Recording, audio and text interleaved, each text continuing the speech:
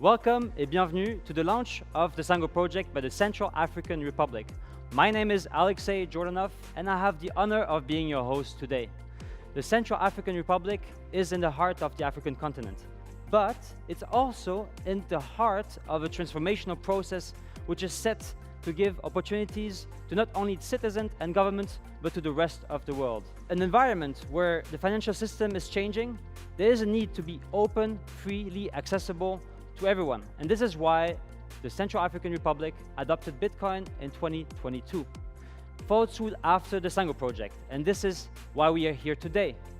We invited experts from all over the world to come here and tell you more about what it means for you and me to be part of this journey. So, as a first speaker, let me introduce the President of the Central African Republic, Professor Faustin-Archange Touadéra.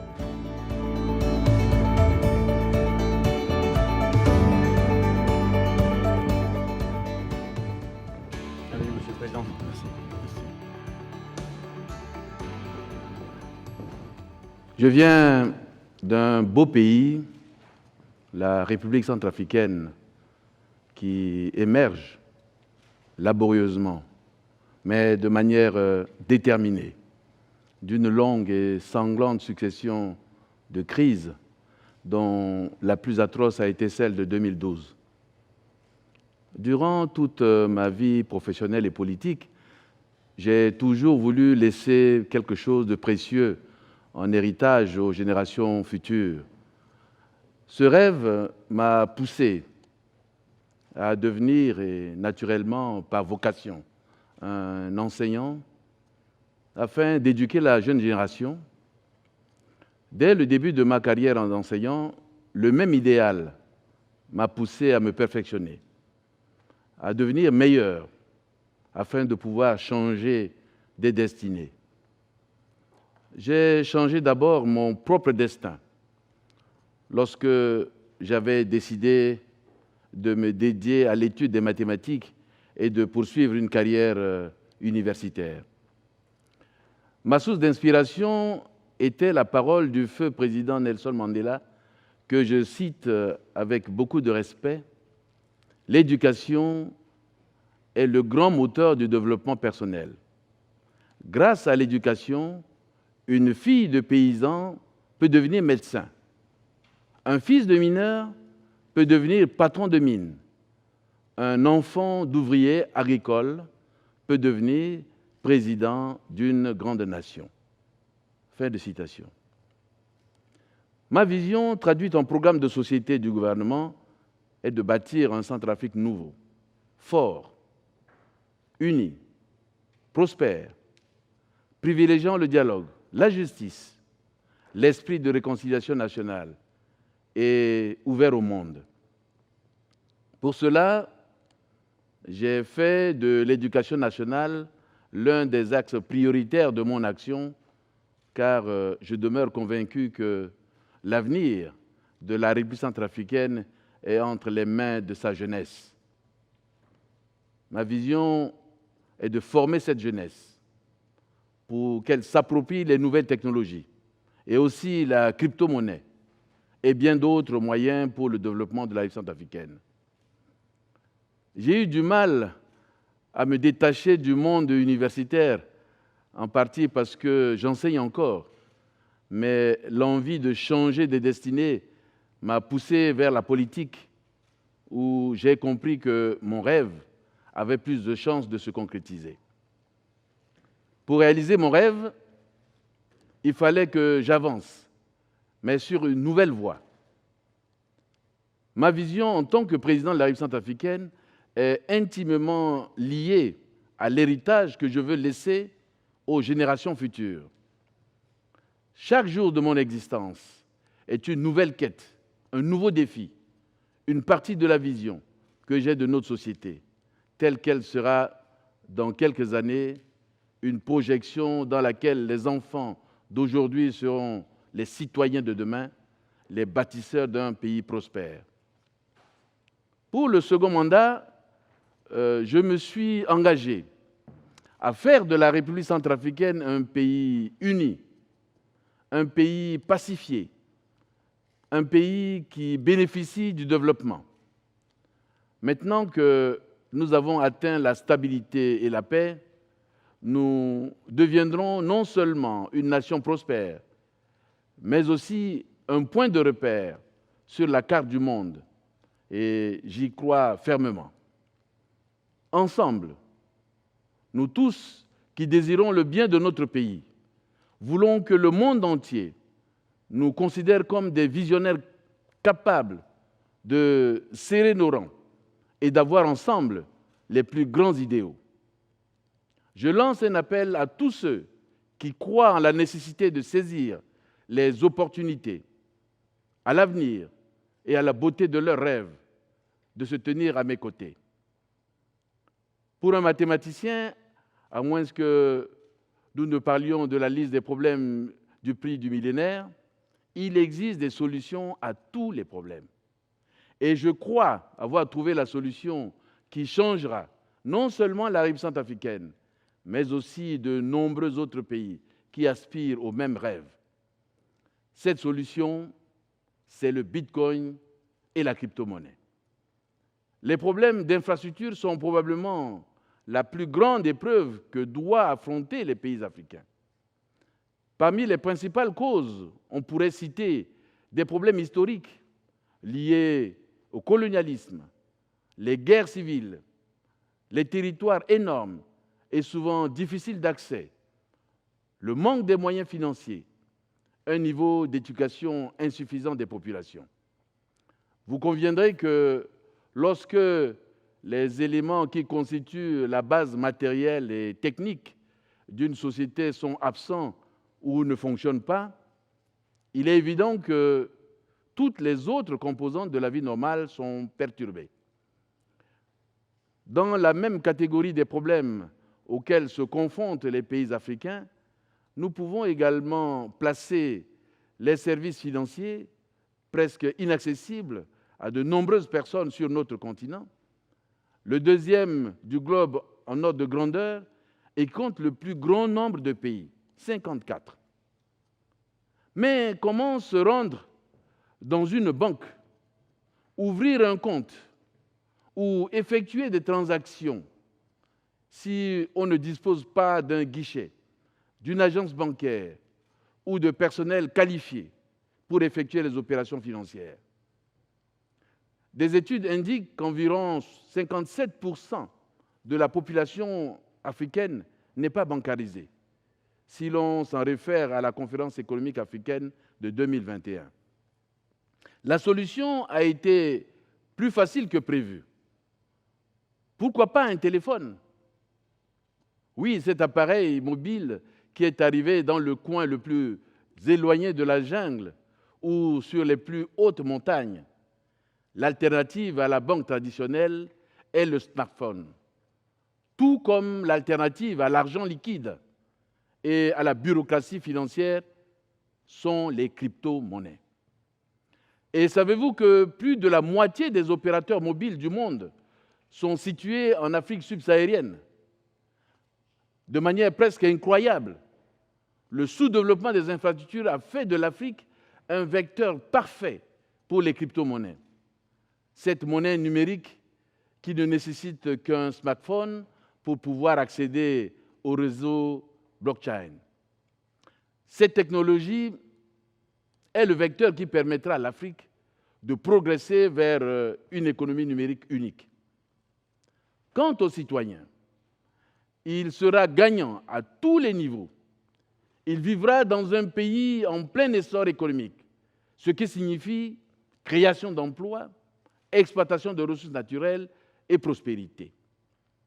Plus encore, il va bénéficier des avantages propres au monde, des transactions financières virtuelles qui, contrairement aux transactions bancaires classiques, ont en leur faveur la rapidité d'accès, la vitesse d'exécution, le manque de bureaucratie, de frais et des commissions bancaires coûteuses. Pour l'Afrique, il existe déjà une vision, une crypto-monnaie commune et un marché intégré des capitaux qui pourrait stimuler le commerce et soutenir la croissance. La technologie va donner une identité au continent en réduisant les coûts. La vision est parfaite et nous n'avons plus de temps d'attendre qu'elle s'inscrive dans la réalité. Nous avons donc pris notre destin en main. Pour nous, l'économie formelle n'est plus une option. Une bureaucratie impénétrable nous maintient enfermés dans des systèmes qui ne nous donnent pas la possibilité d'être performants. Notre solution, c'est de repenser notre philosophie économique. C'est ce que nous avons fait et la route qui s'ouvre devant nous fait entrevoir un grand succès pour le peuple centrafricain, pour les générations futures, pour l'avènement d'un avenir prospère et sûr. Je voudrais vous parler un peu du modèle de la République centrafricaine. Je dois rappeler que la République centrafricaine est un vaste territoire de 623 000 km², peuplé d'environ 5 millions d'habitants, dont plus de 70% de jeunes. C'est une terre bénie par sa beauté naturelle extraordinaire et ses innombrables ressources naturelles, diverses et variées, dont regorge son sous-sol et son sol non encore exploités. Nos priorités nationales ont toujours été de créer un État équilibré, un gouvernement stable, une économie en croissance et corrélativement d'assurer la prospérité de nos concitoyens. Pour atteindre ces objectifs, la seule manière entrevue consiste à trouver des solutions innovantes pour pouvoir financer les secteurs critiques de l'économie. En République centrafricaine, si vous voulez ouvrir un compte bancaire, vous devez vous rendre à la banque. Vous devez marcher longtemps, parfois très longtemps.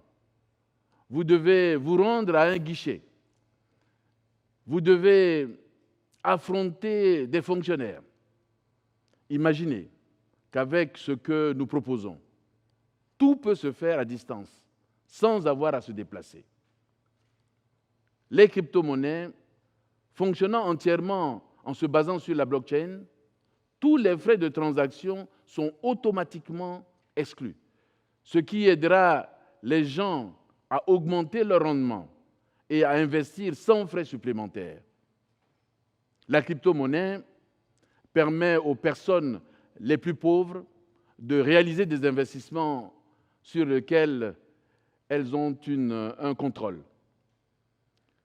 En empêchant toute interférence extérieure dans les investissements, la crypto-monnaie crée des conditions de concurrence équitable pour les riches et les pauvres. Vous vous interrogez certainement sur le point de savoir si un pays où la stabilité financière est fragile, la crypto-monnaie est-elle une solution viable? La réponse est oui. Et pourquoi? Parce qu'elle possède la capacité de mettre fin à la corruption, d'empêcher la discrimination et de prévenir l'inflation. N'est-ce pas là le moyen le plus efficace de mettre fin à la pauvreté dans le monde? N'est-ce pas là la meilleure façon de faire bouger les choses dans notre économie? N'est-ce pas là ainsi que nous l'avons créé, les prémices d'une vie meilleure pour nos concitoyens? Comme vous le savez certainement, la République centrafricaine est le premier pays d'Afrique à adopter le Bitcoin comme monnaie de référence paiement et le premier au monde à adopter à l'unanimité le projet de loi régissant la crypto-monnaie. Cette nouvelle page de l'histoire de notre nation représente un pas ferme sur la voie qui ouvre d'incroyables opportunités pour la République centrafricaine. Blockchain va dépasser les normes conventionnelles et offrir la possibilité de prospérer économiquement. Il s'agit d'une vision orientée vers l'avenir et le progrès. Notre nation doit pouvoir suivre son destin et se connecter le plus rapidement possible au monde le plus dynamique, le plus moderne, le plus populaire actuellement, le monde des cryptomonnaies. Car nous pensons avant tout à la manière dont il changera la vie de nos concitoyens et à la façon dont nous réussirons à créer une économie stable et propre et prospère. Il convient de faire ce qui est nécessaire pour le bien de tous, en gardant à l'esprit les générations futures à qui nous devons laisser un héritage significatif. Sango Coin sera la monnaie de la nouvelle génération pour la République centrafricaine. Sango signifie que nous parlons enfin le langage de l'argent. La République centrafricaine, ainsi que je viens de le rappeler, est assise sur une montagne de ressources, une richesse inestimable, l'or, diamants, métaux rares, des trésors inexploités par manque d'infrastructures. Le Sango Coin sera l'accès direct à nos ressources pour le monde entier. Sango Coin sera ce dont nous avons besoin pour mettre en place les mécanismes permettant la création des revenus, le bon fonctionnement du circuit financier afin de générer une économie durable et faire démarrer les moteurs de notre économie. Nous allons créer des infrastructures qui nous aideront à rendre l'industrie rentable. L'industrie créera des emplois, générera des revenus pour les gens qui auront une meilleure vie. Et une meilleure vie signifiera l'accès aux services sociaux de base. Avant de laisser la place aux autres présentateurs, je tiens à remercier les gens du monde entier pour leur soutien accordé à la République centrafricaine. Croyez en la République centrafricaine, croyez en moi, suivez-moi, suivez-nous dans la construction d'un nouvel avenir. Merci. Singala Mingi, merci. Thank you, Mr. President, for those heartfelt words, this grand vision, and all the project that you shared. Thank you. Now that we've had a comprehensive vision about what the Sango project will be about, it's time to introduce our next speaker.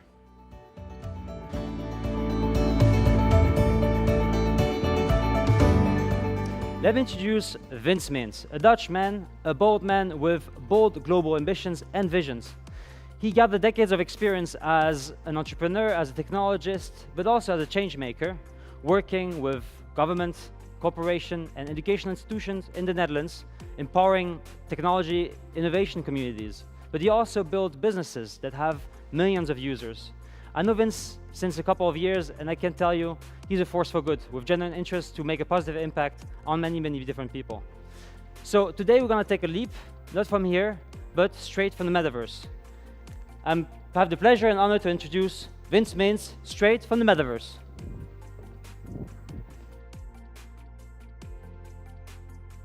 Thank you, Alexei. It's with great honor and excitement that I stand before you today from within this metaverse. And what an exciting place to be. So let me take you on a journey into the future that is becoming a reality today, about innovations that I'm extremely passionate about, and are reshaping the operating system and building blocks of society on a global scale.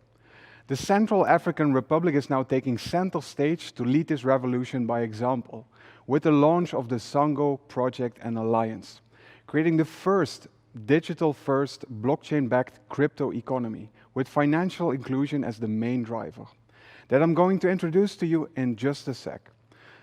But first, as you can see, I'm now standing in this digital metaverse, connecting life with all of you in the physical world.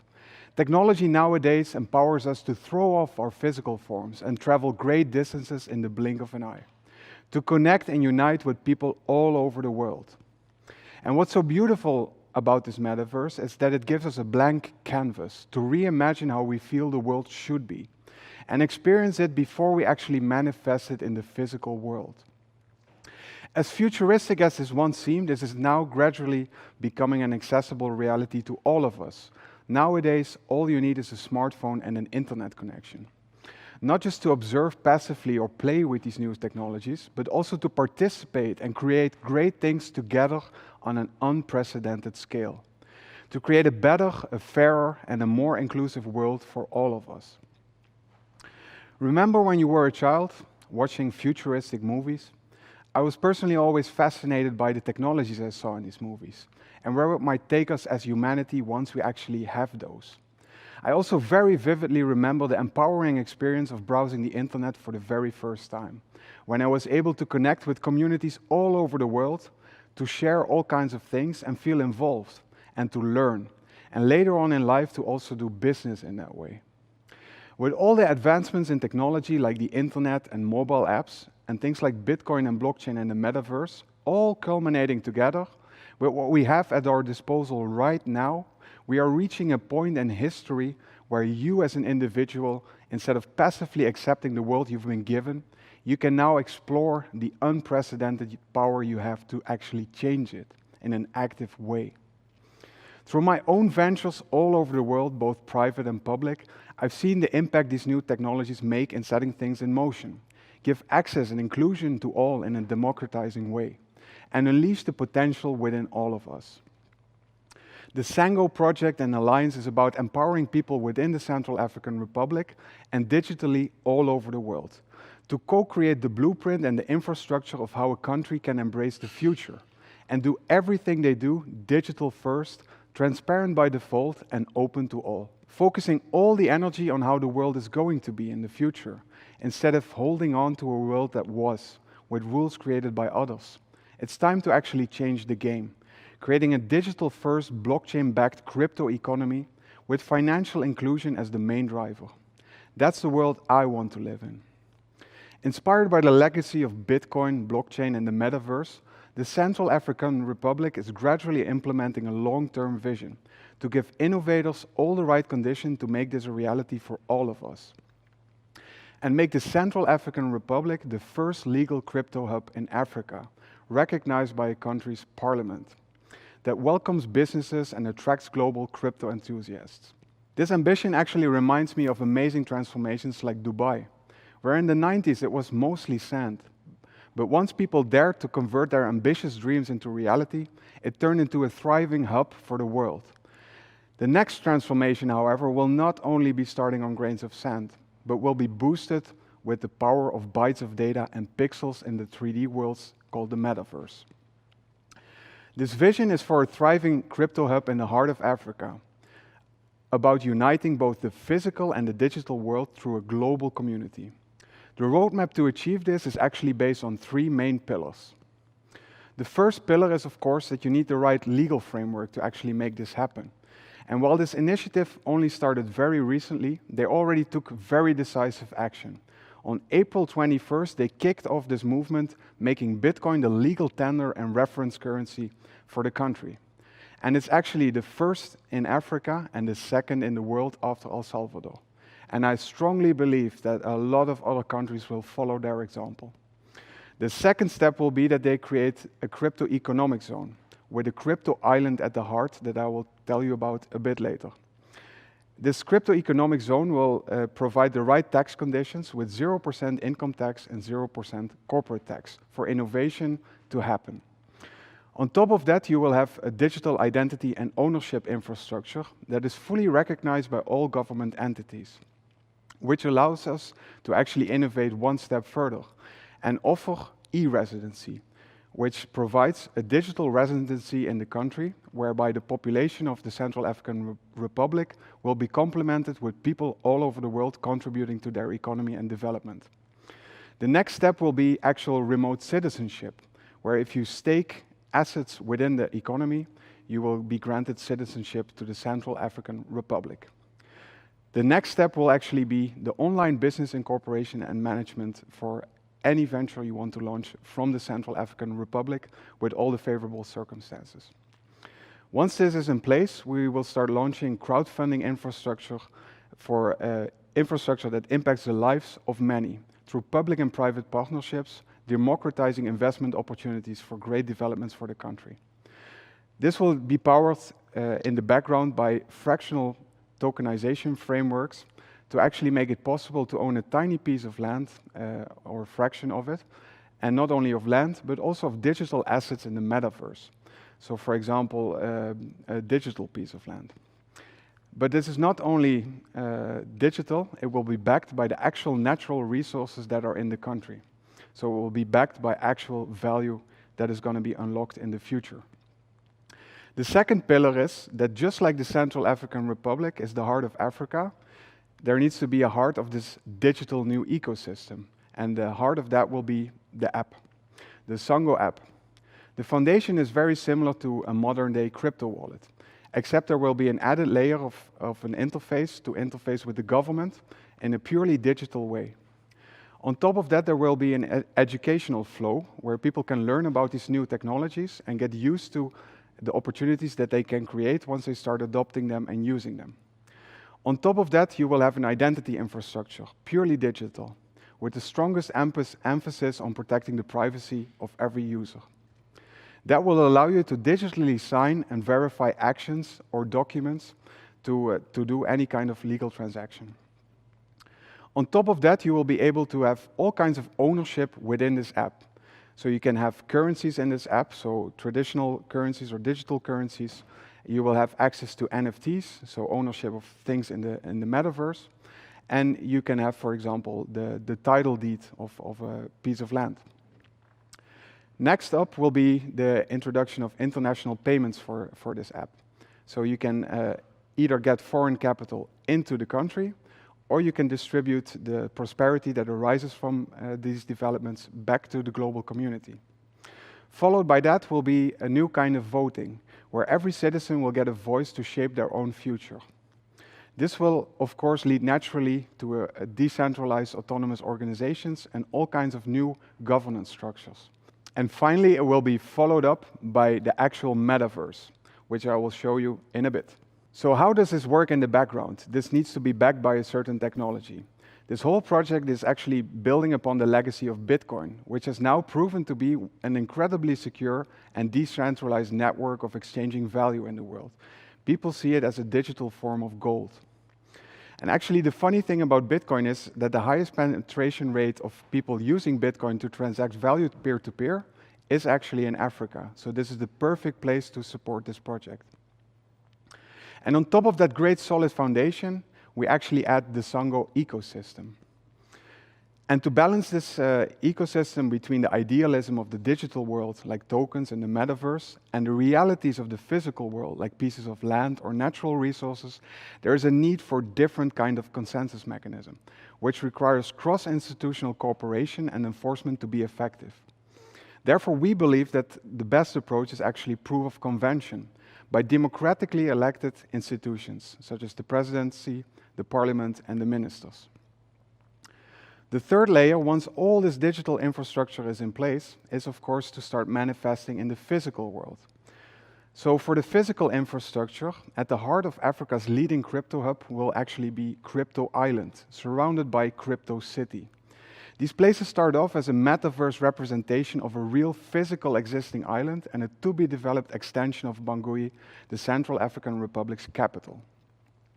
This will be the first metaverse backed by reality. The virtual representation will be mapped one-to-one to reality. So citizens and residents can actually buy land in the metaverse, with the transaction occurring in real life as well. Participants can fully manage their dealings with the state within the metaverse, as well as explore the area and observe its developments in real life. Soon this will lead to physical world infrastructural developments for transportation, such as roads, airports, and trains, but also to renewable energy sources powering this new economy, followed by a lot of real estate development with an eco-conscious approach and circularity in mind. To fuel all these developments, actually you need a new kind of asset to manage all these exchanges of value. So we're going to introduce a new kind of innovative product for this. It requires the innovation of a multi-dimensional asset, representing value and access both in the metaverse as well as in the real world. So to resume, the Central African Republic with its crypto hub, Sango, will create all the right conditions for a crypto-friendly, digital-first economy, backed by a massive country where the government is the biggest owner of land, ready to have foreign capital participate to both develop live and work, and tap into the wealth of natural resources in a democratizing way, with its residents and citizens to accelerate a bright future together. As a digital-first global citizen myself, this is a vision that is close to my heart. I'm proud to see that people from all over the world are coming together to support this and make it a reality. It takes brave leadership to embrace new technology like this. I strongly believe that in the coming years, a lot of other countries will follow their example. And together we can be the catalyst for massive change. And change like this doesn't happen overnight. They take commitment, hard work, and collaboration. To shape this into a thriving collaborative ecosystem, they openly invite brainpower and investors from around the world to participate in these opportunities. And besides creating new use cases in the Central African Republic for existing proven solutions, they invite you to also propose, view, and contribute to the future developments, leading to fast economic growth not only for the Central African Republic, but for the whole region. We are paving the way to a digital future of endless possibilities. Sango, let's go. Wow, Vince. I gotta say, I'm always mind blown, but doesn't surprise me. But it's a bit awkward to speak to you like that. So why don't you take a leap and come from the virtual metaverse to the actual reality? Thank you. There you go.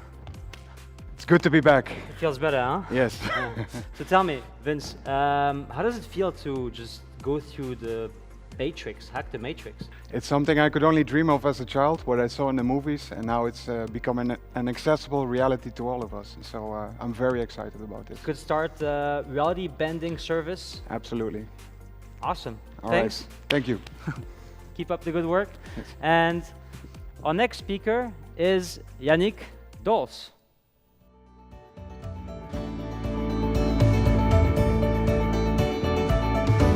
Our next speaker is lecturer and entrepreneur with experience in supply chain management and sustainability in the blockchain industry. He has a passion at the intersection of culture, history, and technology. And with that, I'd like to welcome on stage Yannick Dols, ready to time travel. Take it away, man. Thank you, Alexei. Thank you, everybody. My name is Yannick Dols, and I love the intersection of society and technology. As you can see here, I'm flying on the first Dutch blockchain incubator that we organized a while ago. And in the meantime, lots of developments have played in this field. Besides that, I have an engineering background, and I give lectures on the blockchain topic. I've worked on projects in supply chain management and sustainability in the blockchain world. Today I want to talk to you about the human evolution of technology. Because when we look way back in the history of humankind, technology has something that empowered people around the world and made sure that we were thriving in an ever-changing world. Because when we way go back, we can see that there were human tribes all around the world, and these tribes were only 70 people big. So what it made is that these tribes were organized in a decentralized way, because everybody knew each other. Everybody knew each other's face. So there was a trustless system that was society built on. But then there was the time that agriculture came along. So when agriculture was there, we were settling down and creating the new food with the new technology that agriculture provided for us. In the meantime, also our tribes were growing and becoming bigger and bigger. And this led also to a challenge, because we needed to organize our society in a different way. And that's why, at that moment, we had to centralize. We had to create structures to make sure that everything was organized in a good way. And because of that, we have now very complex centralized systems around the world. Look to current supply chains. They are very complex. Humankind did a very good job. But there was also a downside, because when you look to how these organizations were organized, we also know they were not as efficient as their decentralized counterparts. But at that moment, we had no other solution to provide this gain for society. And now we have the luck with blockchain that we can have a trustless system all around the world created by technology for society. And look some years back. If we look there, then we saw in the early 2000s, and maybe a little bit before, that the internet was coming along. It was a technology that some would say was going to change the world, while others were still thinking that this was something that will go away. And if we look now about how internet is wired into our society, it's something that cannot go away anymore. Our businesses, how we communicate with others, everything is built on top of this technology.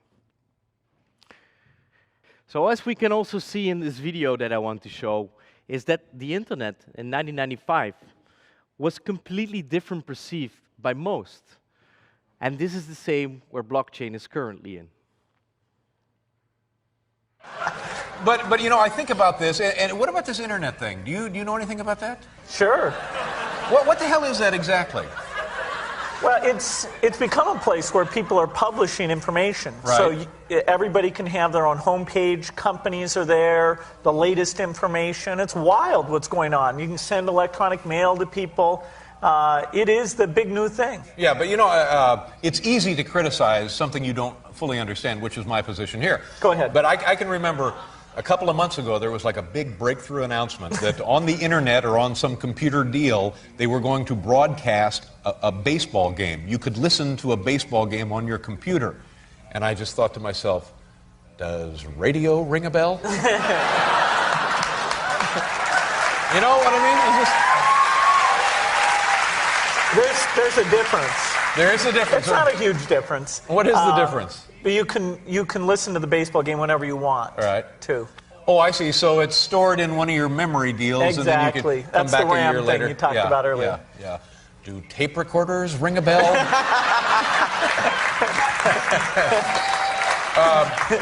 Yeah, I just don't know. What can you, just knowing me the little you know me now, what am I missing here? What do I need? Well, if you want to learn about the latest cigars or auto racing statistics. Well, you know, I've got that covered. I subscribe to 2 British magazines devoted entirely to motorsports, and I call the Quaker State Speed Line about 2 times a half hour.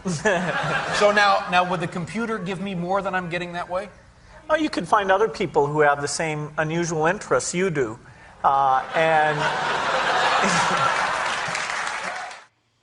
So as we can see, is in the early stage of the internet, a lot of criticism was there. And people thought that it was maybe a technology that would go away.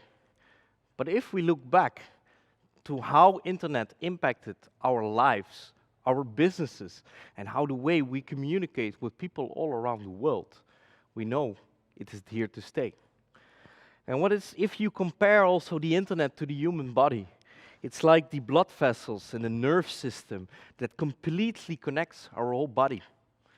And now, on top of that current infrastructure, we get an extension, a collective brain, a collective logic that can create trust all around the world. Because if you look to the technologies through humankind about how we exchanged information with one another, then it was basically that every time there was an innovation, even if it was the printing press, the radio, the TV, the internet, every time the complete infrastructure was replaced. But now we get an extension, a collective brain, a collective logic, which can bring trust all around the world. So basically, we're stepping into a new era, and that's Web 3. So not only we are connected all around the world, we can connect organizations, we can create the infrastructure where we exchange information in a secure and immutable way, where we can have transparency and trust for everybody, for organizations and people around the world. Because if we're then going to look to the building blocks of society to create a new fabric with basically these new parts that are provided to us, a digital identity is very important. Currently, we have much of our identity is created by a passport that is given to a nation state. But with blockchain, we can look to self-sovereign identity solutions in which people are enabled, where people get the power back, that they have control, the data sovereignty, the control over their own data, in which they can choose with who they share their data, with who they want to interact, and with who they trust. And basically, on top of that, if we have then that identity, we can look to the ownership of assets. We can look to the ownership of assets like fungible assets, that can be gold, that can be Bitcoin, but also commodities that are tokenized, of national resources all around the world. And on the other hand, we have NFTs, non-fungible assets. And these are also very interesting. Because when we look, for instance, for the property of a house, we don't have to go to a notary anymore, because basically a smart contract and an NFT can be used to exchange the ownership from one person to the other. But there are much more other functions that NFTs can provide to humanity. Look now, for instance, how an artist can interact with his fans. Because currently, he has to go to the music label to basically record his album. And the label has more power since he is the one paying and the one distributing and also making the most of the royalties of the music that the artist makes. But what does an artist truly want? For who is he making that music? He is making that music for his fans. So what if he could give out NFTs that he sells directly to his fans, and the fans that want to support him can have influence on the album, but on top of that, they can be the first to be able to attend the new concerts of that album. And on top of that, they can also get some part of the royalties. But the same goes, for instance, with a car. Selling a car to somebody else now needs to go to certain institutes. But what if this function can be taken over by technology? And then, if we have ownership of assets, we have an identity, we want to create communities. And how do these communities, organizations, or even nations, how does the governance go around that? So how do we make decisions? How do we enable people to be part of the decision-making process? So we have a more democratic way about decisions that are made by movements. And if we combine this digital identity with the ownership of assets, and then have organizations with governance in a decentralized way, we get to decentralized autonomous organizations, DAOs. Look to, for instance, government. If they want to have more citizen participation, you need to enable the citizen to be part of that decision-making program.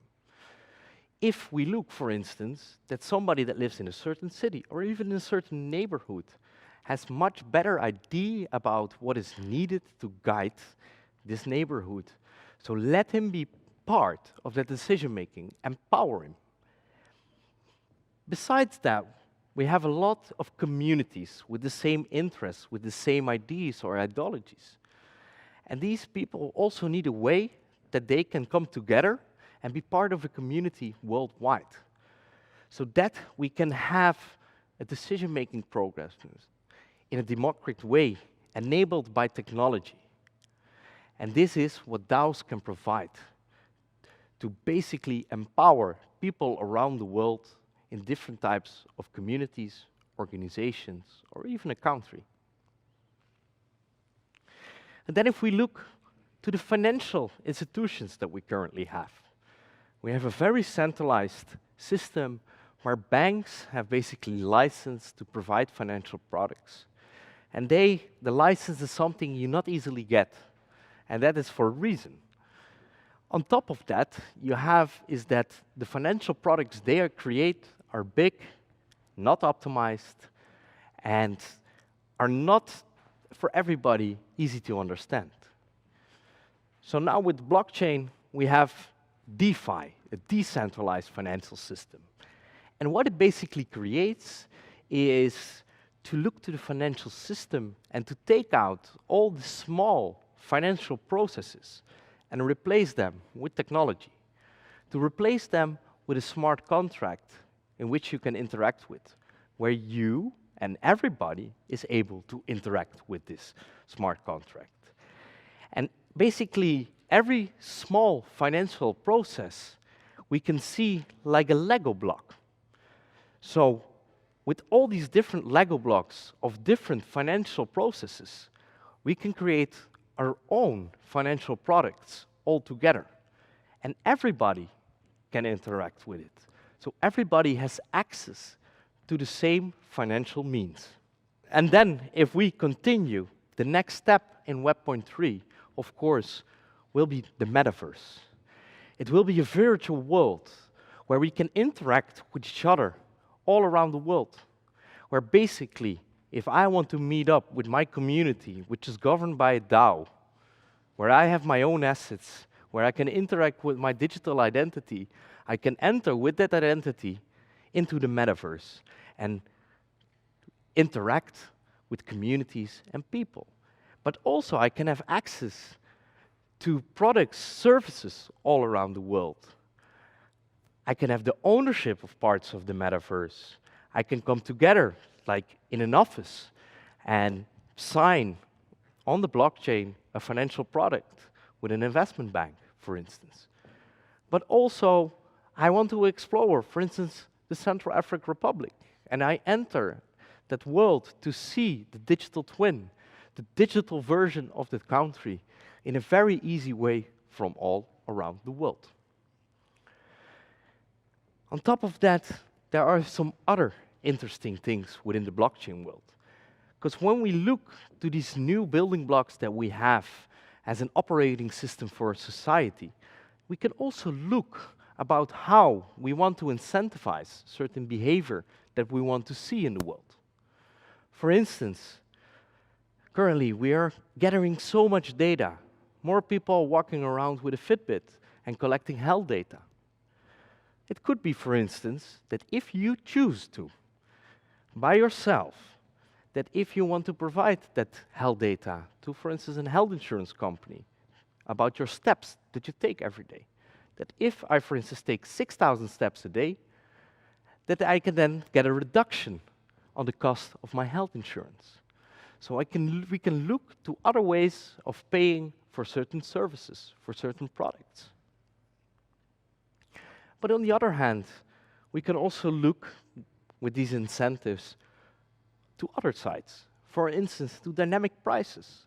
If we look, for instance, to gasoline. Gasoline has a certain fixed price per liter. But what if we want to lead a more sustainable future? So, if I drive very eco-friendly, then maybe I will pay less for a liter of gasoline than if I'm driving and using that gasoline in a less efficient way. So with smart contract, we can program that, for instance, we are not paying per liter for a scarce resource, but we pay for use. And think about all the possibilities of other ways of creating incentives that we as humanity want to see all around the world. But also look to supply chains. They are very complex. There is a lot of stakeholders involved.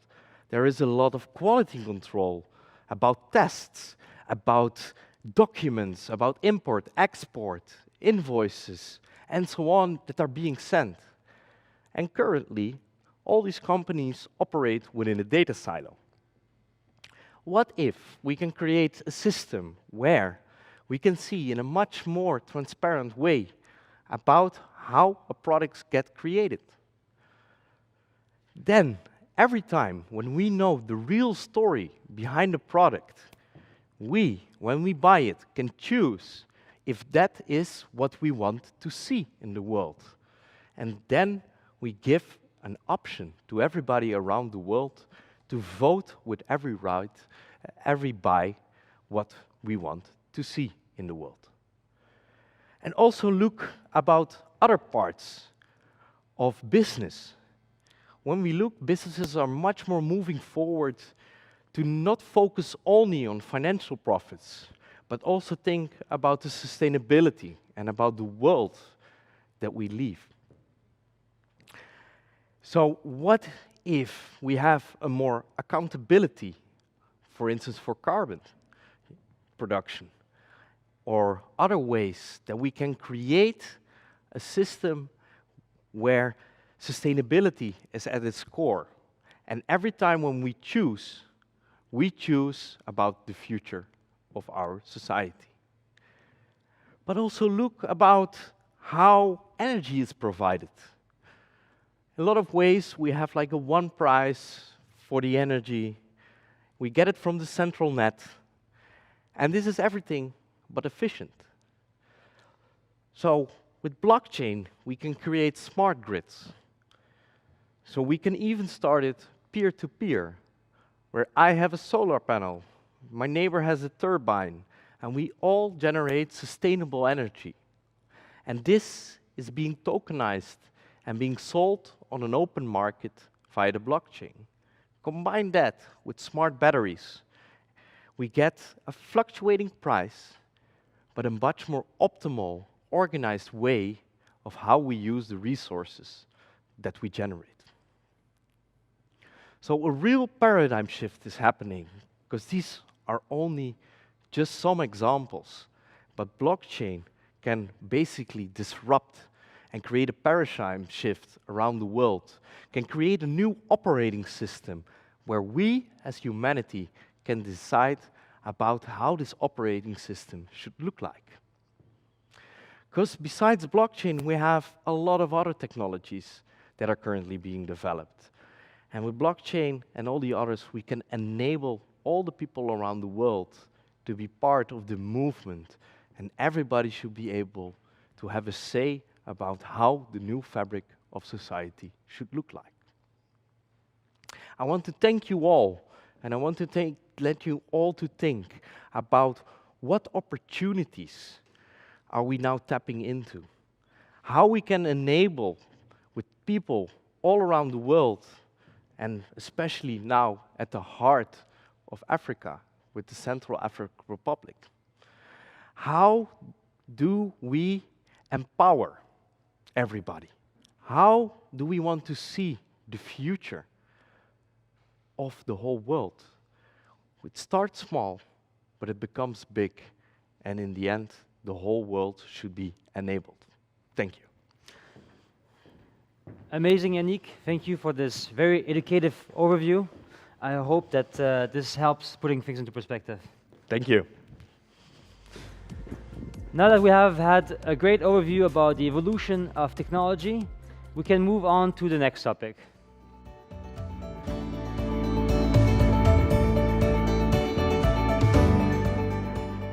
And as the next speaker, I have the honor of inviting on the stage Mr. Hervé Ndouba, Minister of Finance of the Central African Republic. Mr. Ndouba has gathered many years of experience as a man in the private sector, which he now puts to good use within the public sector to create a better synergy within the economy. We'll get to know in his talk about important details of the financial perspectives of the Sango project. Please welcome on stage Mr. Ndouba. Barala. Barala, Alexei. Pleasure. Pleasure. Take it away. Thank you. Thank you very much. Ladies and gentlemen, it's my pleasure to be here on stage. I think it's not really necessary to talk about the opportunities in Africa. Africa, which is the next frontier, the fourth industrial revolution, the agriculture capacity to feed the world, the demographic dividends, etc., etc. You can get all this information which confirm that Africa is the future on internet. So I will immediately jump into the heart of the subject to give you an outlook of the country on the Sango initiative on the Ministry of Finance perspective. Our government is facing so many issues to offer the basic services to the population, we have a lack of high-quality infrastructure, energy, clean water, roads, schools, hospitals, etc. The situation puts the country in a continuous cycle of weakness and fragility, which impacts negatively the fiscal space of the country. On the financial perspective, the question is, how are we going to finance the infrastructures in our country while needs are urgent and estimated at several billion US dollars? How are we going to strengthen our fiscal capacity and ensure the growth? The governments in sub-Saharan African countries are pushing very hard to give the necessary space to the private sector for them to play the role and invest strongly in the infrastructure. But this solution faces the limit of our traditional financial system. The Central African Republic solution, Sango, which is our cryptocurrency, based on the blockchain with Bitcoin as reference, will drive the growth of our country on one hand and will unlock the development of sub-Saharan African countries on another hand. If it's true that the crypto community will reach 1 billion people, users, by end 2022, which represent between 12 and 14% of the world population, let's show to the rest of the world how powerful it is and how it can be a game changer for the poor and fragile countries which have a lot of natural resources. I think you'll have another view on this by my other colleagues. Join us and let's take advantage of this unique opportunity to build a better future of endless possibilities. Thank you. Did I say correctly? Singila Mingi. Singila Mingi. Lost in Alex, translation. thank here. you. Thank you, Mr. Ndaba. Thank you. Thank you very much. I hope that all this comes to fruition. It was great. Thank you. Bye-bye. And now is the time to present our next speaker.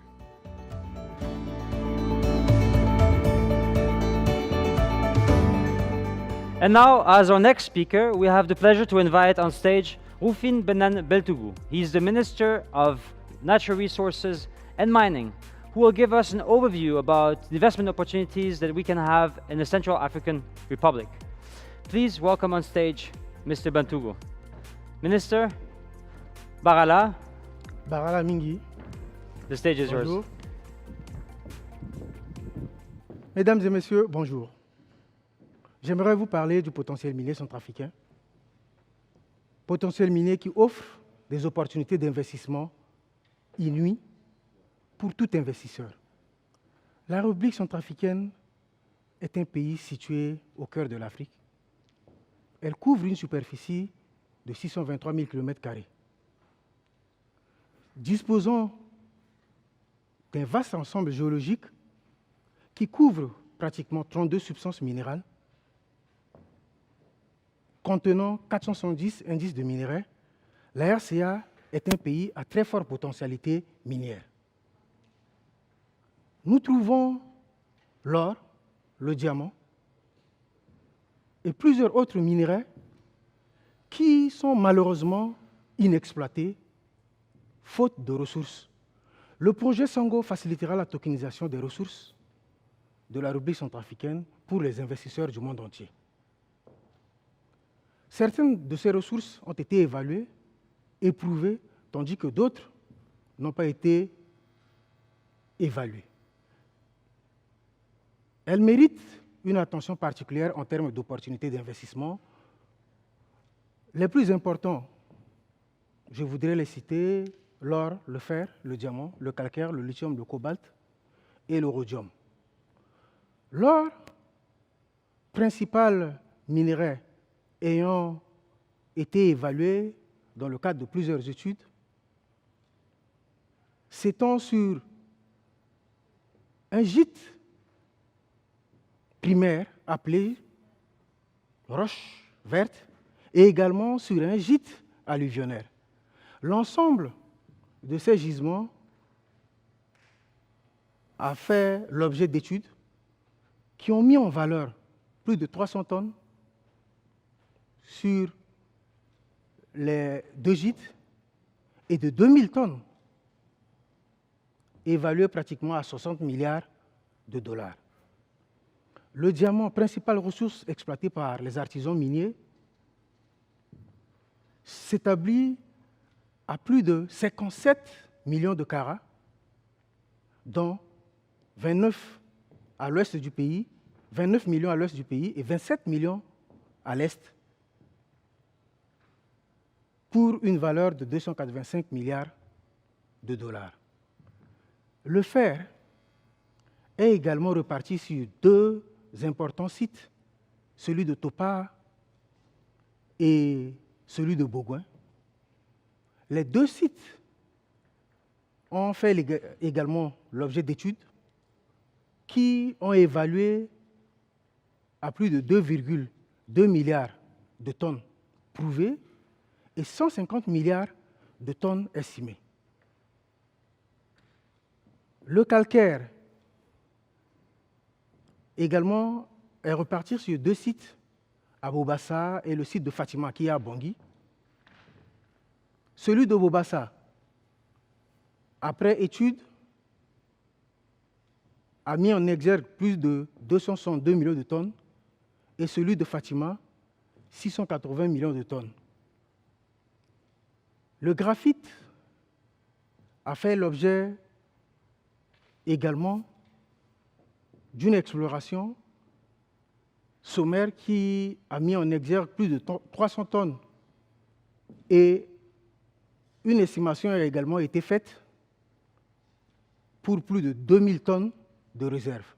Le tout peut être évalué à 600 millions de dollars. L'uranium, substance stratégique, a fait l'objet d'importantes études qui ont mis en valeur plus de 120 000 tonnes, évaluées à 15,4 milliards de dollars. Le cuivre, le coltan, appelé colombo-tantalite, et le cobalt ont également été explorés dans des études sommaires qui ont mis également en évidence des réserves économiquement exploitables. Le potentiel pétrolier centrafricain se répartit entre le nord, est et le sud du pays, où 3 grands blocs pétroliers ont fait l'objet d'études importantes par des firmes internationales. Parmi ces zones, seuls 63 km², 63 000 km² ont été étudiés, valorisés. Le reste du territoire vierge, qui n'a pas fait l'objet d'études approfondies, nécessite la mobilisation d'importantes ressources pour pouvoir développer le pays. Le projet Sango Coin, le projet Sango, permettra à la République centrafricaine de pouvoir mobiliser les ressources, mobiliser les investisseurs importants que vous êtes pour le développement de ce pays.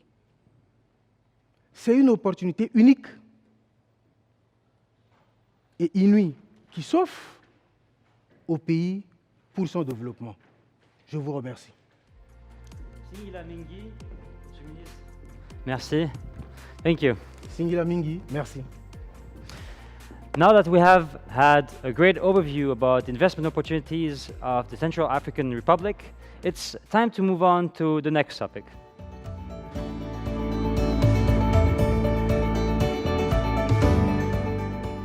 And now the next speaker that I will welcome on stage is Pascal Bida Kouyangbale. He's the Minister of Strategic Investment and Infrastructure Development, and he will tell us more about the crypto island. Balara. Hello, how are you? Good. Okay. The stage is yours. Okay, thank you. Ladies and gentlemen, I'm very glad to be here tonight to introduce you the Crypto Island project. It's going to be a project to create a crypto-friendly environment, a home for crypto enthusiasts, and not only. In this island, we are going to promote the tokenization and the NFTization of the economy in the world. So for that, we are going to doing all these things, not only for CAR, Central African Republic, not only for Africa, but for the world.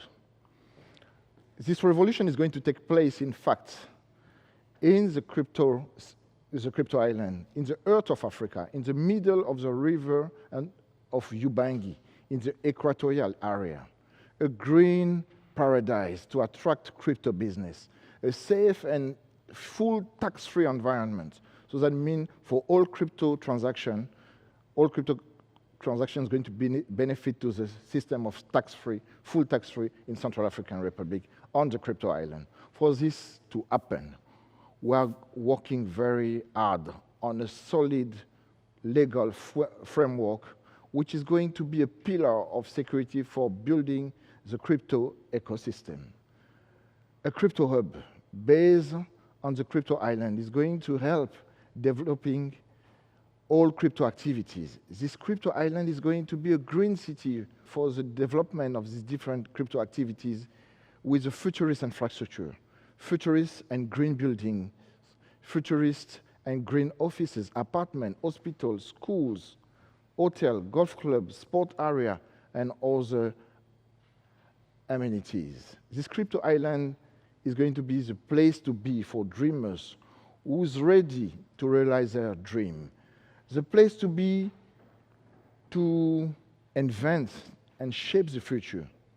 Please come and enjoy the crypto revolution in your crypto city. Thank you very much. Singila. Singila Mingi, thank you. We wish you a lot of success with the project. Thank you very much. Thank you. Okay. So now that we had an overview about the details about the crypto island, we can move on to the next topic.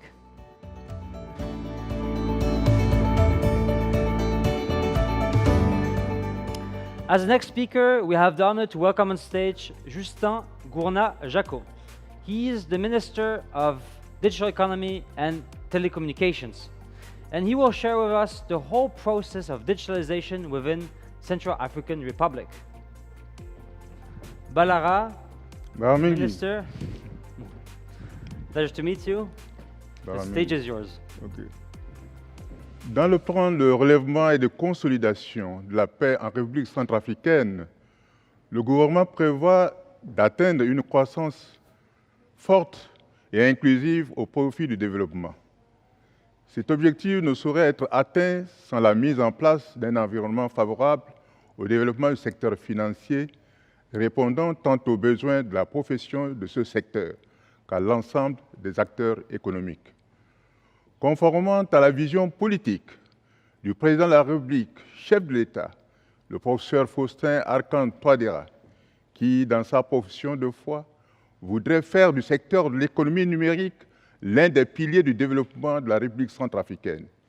C'est dans cette optique que le ministère des Finances et du Budget et le ministère de l'économie numérique, des Postes et Télécommunications ont fait voter et promulguer la loi sur les taxations électroniques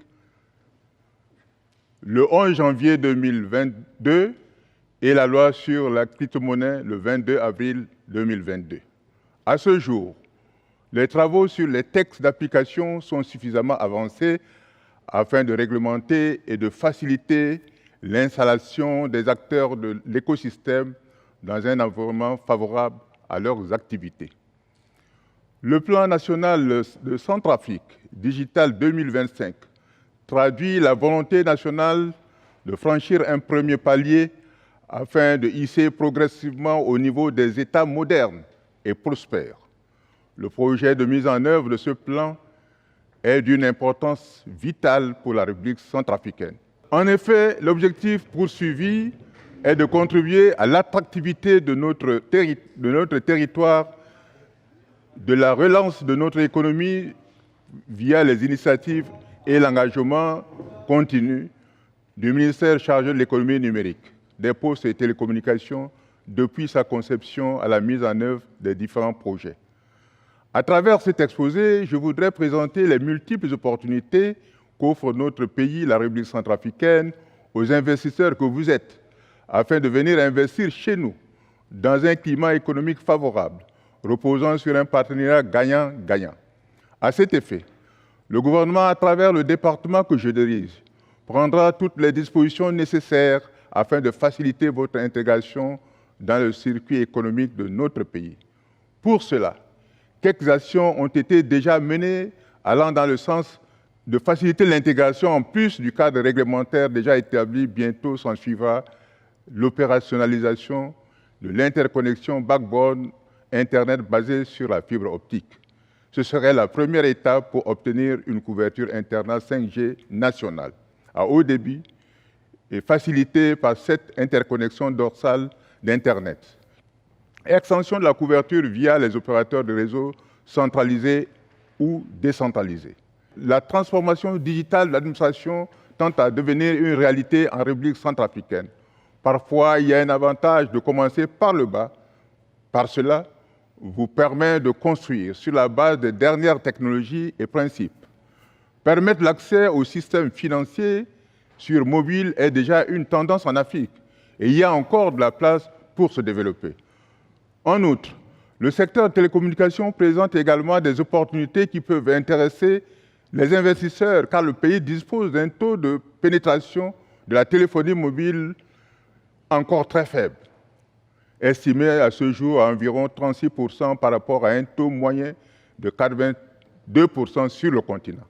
Le secteur postal en pleine mutation a lui aussi subi quelques réformes à travers la création récente de la Société nationale des postes, ayant pour vision l'accélération du déploiement des activités postales et la digitalisation des services postaux sur toute l'étendue du territoire national.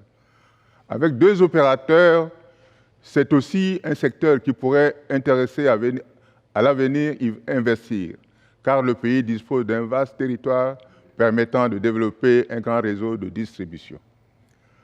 Un autre sujet d'intérêt serait l'identité et la prospérité numérique alimentée par la technologie blockchain et reconnue par les entités gouvernementales officielles. Notre position actuelle nous permet de tout numériser. Notre vision est que c'est le moment de le faire et nous accueillons des partenaires dans cette direction. L'identité auto-souveraine permettant l'accès numérique aux services publics pour les particuliers et pour les entreprises ont la construction d'un environnement entièrement numérisé par les entreprises et la déclaration fiscale sont d'autres objectifs que nous avons sur la carte. Nous croyons que c'est l'avenir de la République centrafricaine, de l'Afrique et du monde. Distingués partenaires, le pays dispose d'énormes potentialités.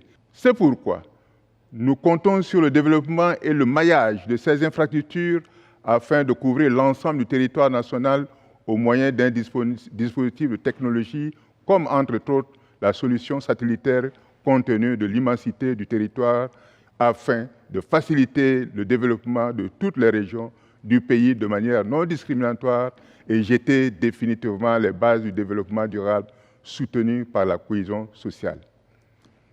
Nous sommes ici en droit de vous rassurer que les dispositions sont prises pour vous réserver un accueil chaleureux et faciliter votre intégration dans le circuit économique de notre pays, la République centrafricaine. Nous vous souhaitons déjà la bienvenue en Centrafrique. Merci pour votre bien aimable attention. Singila Mingi. Singila Mingi à vous, Monsieur Gourna Jaco. Oui. Merci pour votre temps et pour vos explications. Ok. Thank you. D'accord. And now that we had an overview about how this digitalization process will look like in the future, we can move on to the next topic.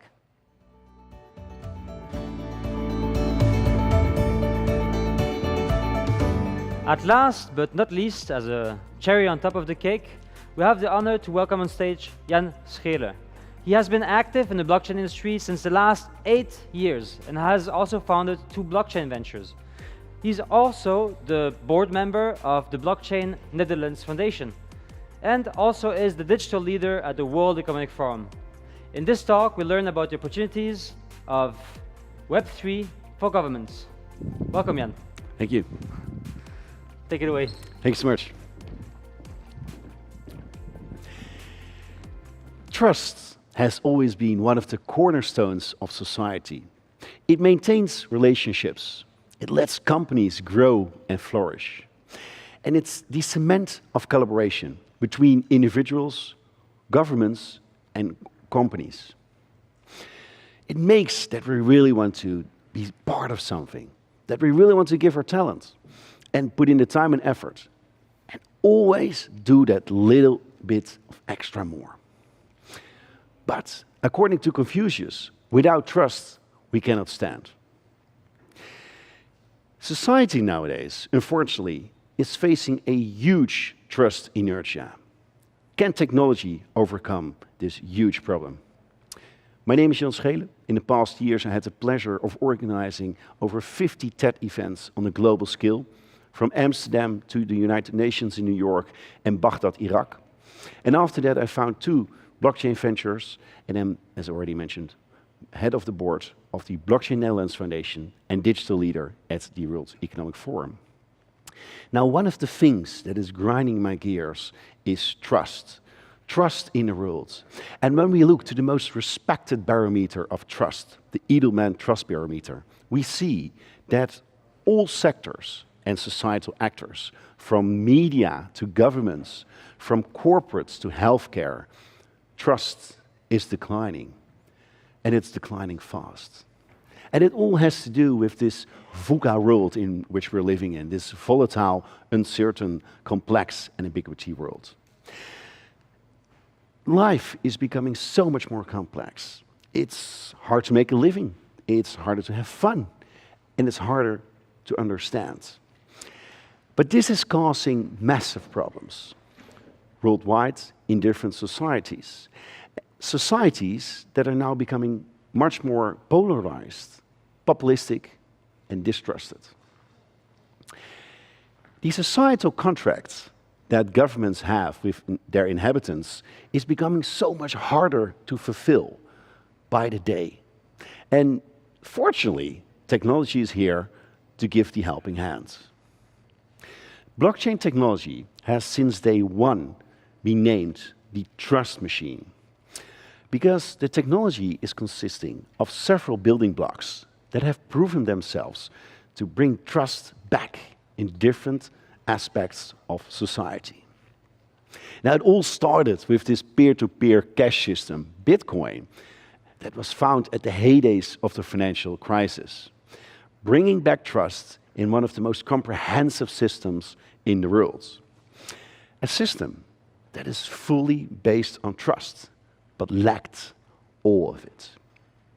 Now, 14 years later, what we see is that like the underlying technology, the blockchain technology, is being used by and adopted by almost all the industries all around the globe, even in the tiniest countries.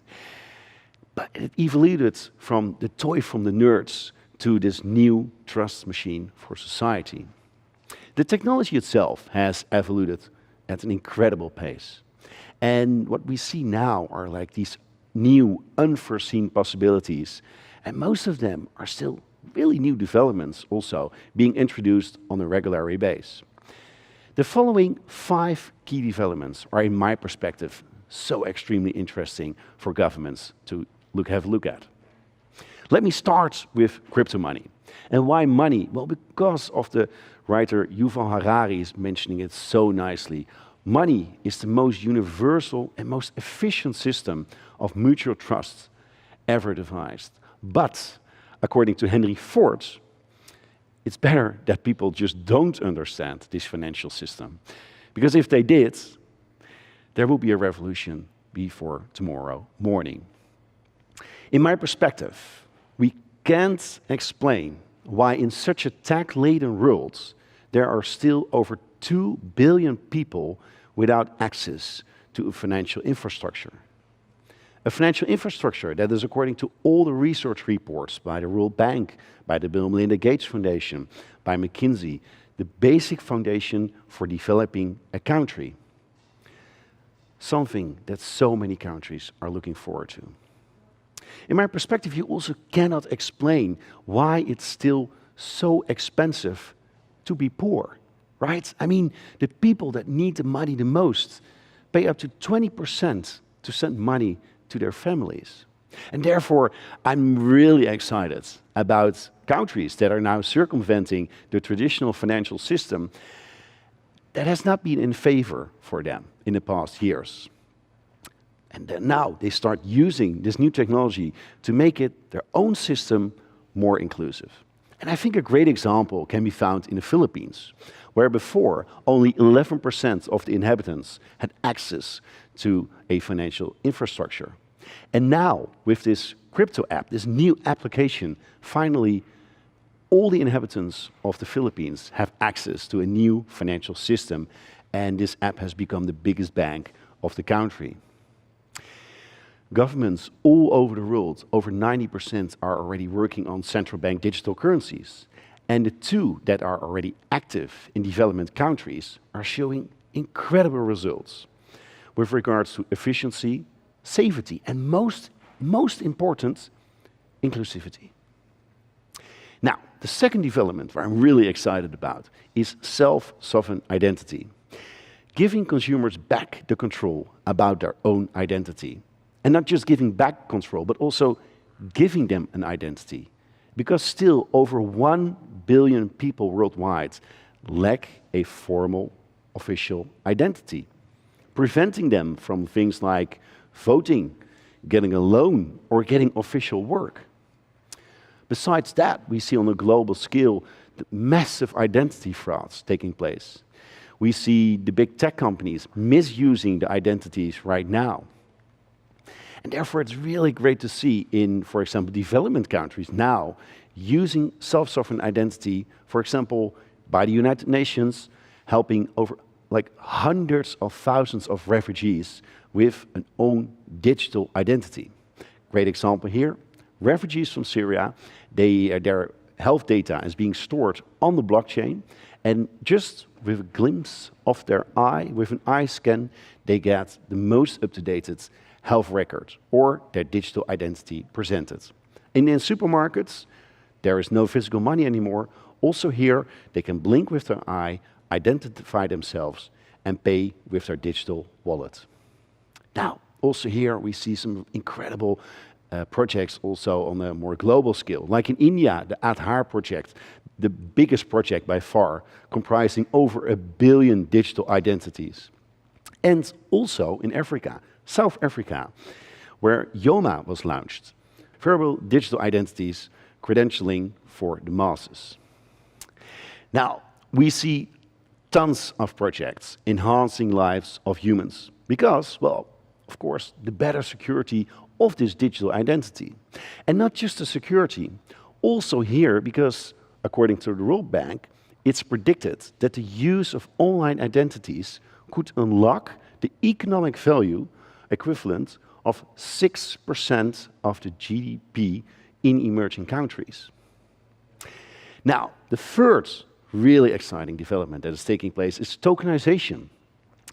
And for me, what I'm so excited about is because it's finally bringing back trust in ownership, physical and digital, but also making ownership easier, more efficient, and more inclusive because of things like fractional ownership, unlocking tons of new possibilities for things like investments and ownership.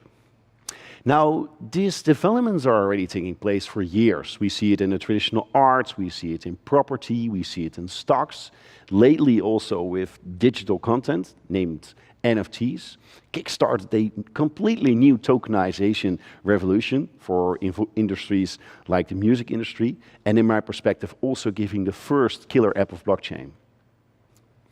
What emerging markets are missing, in my perspective, are participation and liquidity.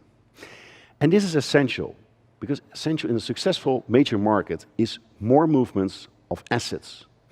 In other words, markets need liquidity which is partly derived from participation.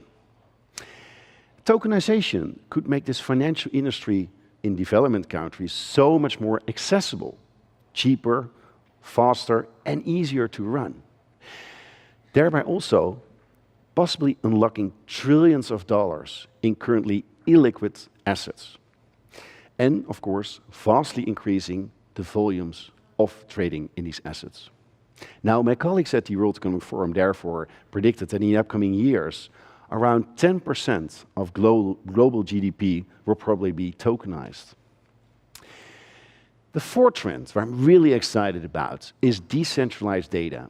And why is this so important? Let me give you an example of Haiti. We saw the devastating earthquake taking place in Haiti. And the agency that owned all the land rights, that registered all the land rights of Haiti, had them stored locally. So when this earthquake hit, indeed, the agency got flushed in the ocean, together with all the land rights. And in the end, nobody knew what land was actually registered to what person, therefore really showing the need for decentralized data. Now, why are users so extremely enthusiastic about using this blockchain technology? Is because of the nature of the technology, making editing the data being stored on this blockchain impossible. Giving, therefore, trust in the data, because you know that nobody, single person, no single entity can edit the data. So when we look, for example, to land rights, well, we see now cases in, for example, Honduras, where officials, well, they used to just simply written land in their own name, stealing it from the rightful owner. We see in India, on an even bigger scale, that 1/3 of all the civil lawsuits is about land ownership. And therefore, if you look to the research reports from, for example, the World Bank, they show that after various pilots worldwide, they are so extremely promising, not just to prevent corruption, but also provide all kinds of new revenue streams for governments, which of course can be further built their country. Now, why should you use decentralized data as well? Because there's tons of ideas why you should actually decentralize data, for example, about medicines.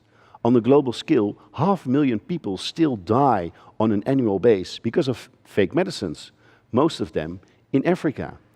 So what you see now with all the pharmacies, they put all the medical data, all the data about these medicines on the blockchain, so users of the medicines can verify if they have the real drug or not. And the same with food. I mean, still 500,000 people, mostly in development countries, die because of bad food. And also here we see this huge movement of food producers now putting all the data about ingredients, about the products on the blockchain so people can verify it and make sure that they don't eat the bad food. And even wider, also fake items like shoes and handbags. It's a $500 billion industry on the global scene, and it's the #1 source of income for terrorist groups like Al-Qaeda. Governments taking the lead in decentralizing all their governmental data and also public services with incredible results, giving tremendous opportunities, not just by efficiency operating the government, but also for all the inhabitants using these governmental services.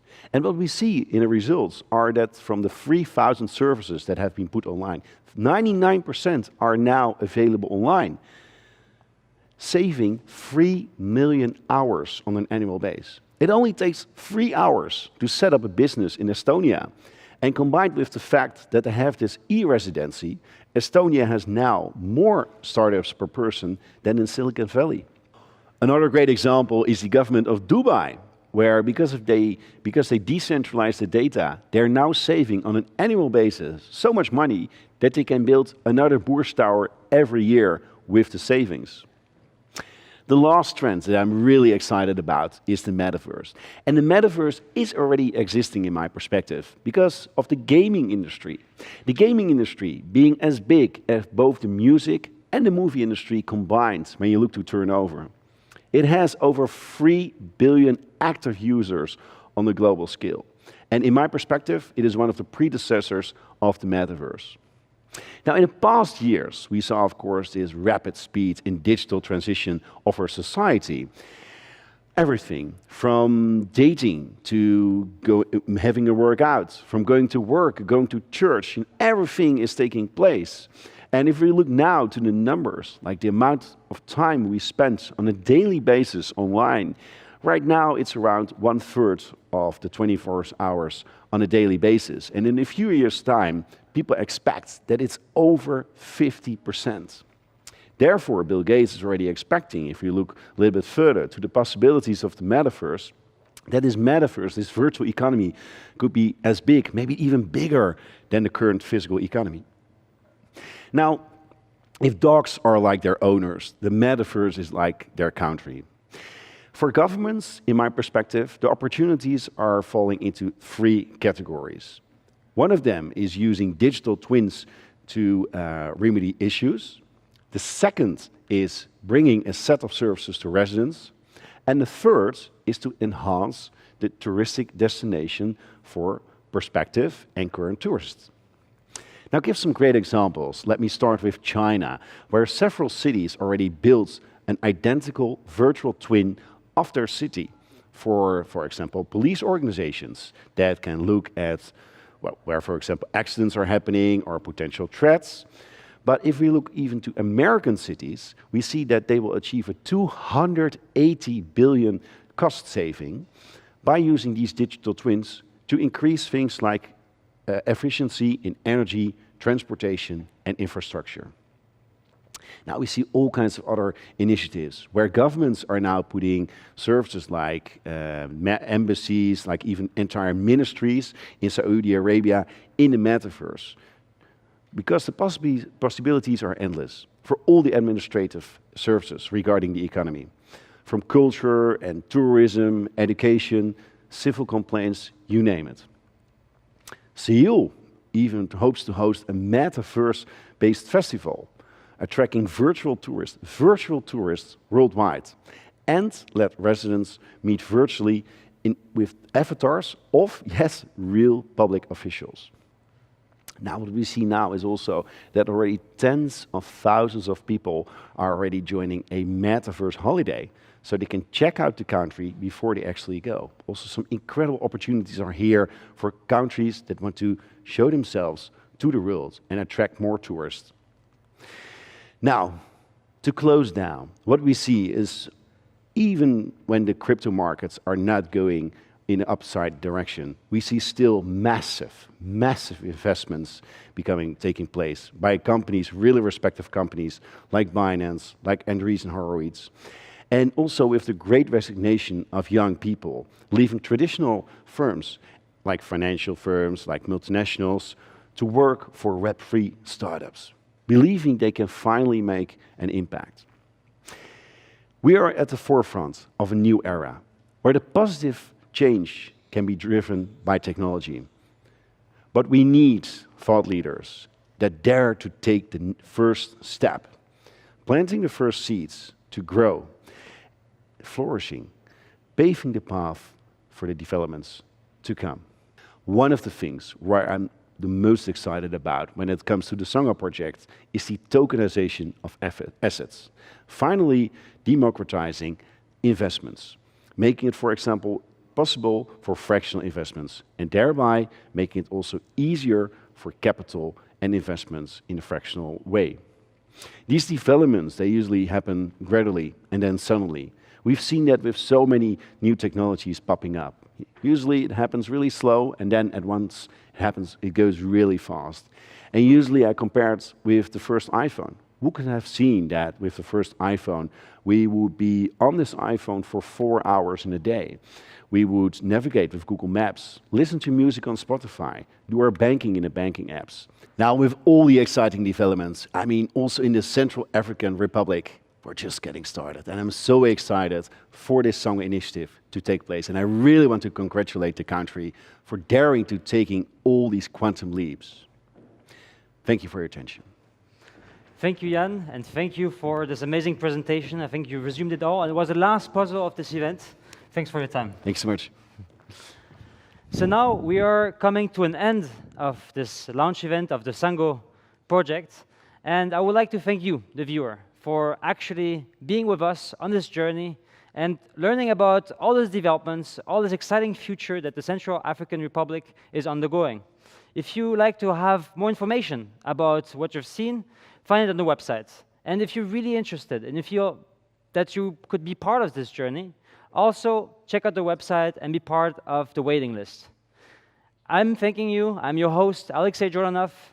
Again, congratulations to the Central African Republic for this initiative, and I'll see you another time.